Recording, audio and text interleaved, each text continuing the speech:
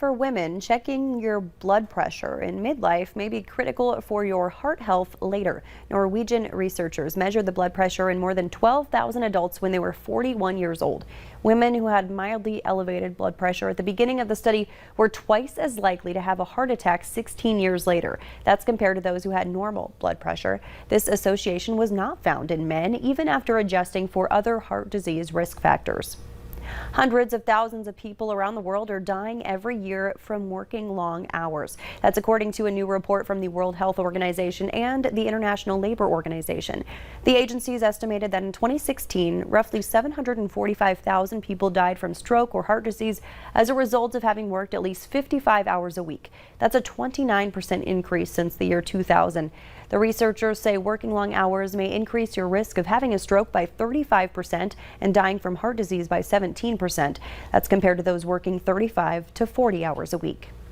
If spending hours on video calls for work has you feeling tired, you're not alone. In fact, researchers have coined the term Zoom fatigue. Naomi Ruckham explains how it's more than just exhaustion and has ways to get you out of that virtual funk.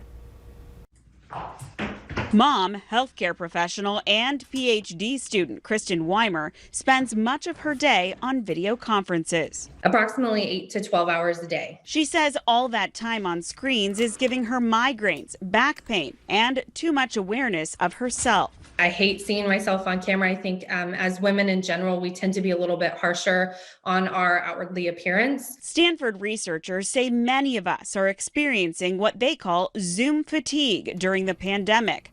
Professor Jeremy Bailenson says there are 4 main reasons: excessive close-up eye contact, less ability to move around during long calls, being forced to interpret non-verbal cues during video chats, and seeing yourself on screen for hours. If someone is following around your place of work with a mirror, that would make no sense at all. Yet for video conferences, we're showing our real-time image constantly. And what the research shows is that this is fatiguing, this is draining, and it causes us to get stressed and have negative affect over time.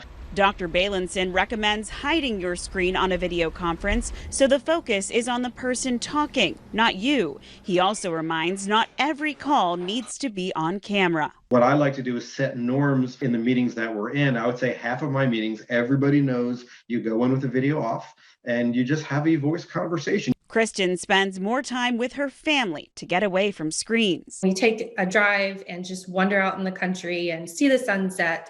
For us, that's been helpful to have that kind of different family time. She looks forward to more time in person with others eventually.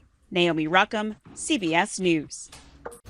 And now let's check in with Hutch for a last look at your forecast. Hutch.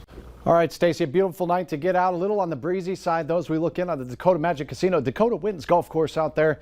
All in all, it's pleasant, it's warm, and very hot up to the north, where we do have a couple of showers, mainly east of our viewing area from International Falls through the Arrowhead of Minnesota. 90 still in Roseau, but it's about 10 degrees cooler as we slide into the Southern Valley. Tomorrow, these arrows indicate a lot of wind, gustier than today. Over 40 miles per hour at times for a pretty wide area, with temperatures that will peak about 5 to 10 degrees cooler than today for many. I can't rule out 1 or 2 showers on your Tuesday, but we'll see increased chances as we go through the next 7 days, and a cooler weekend ahead the way it looks.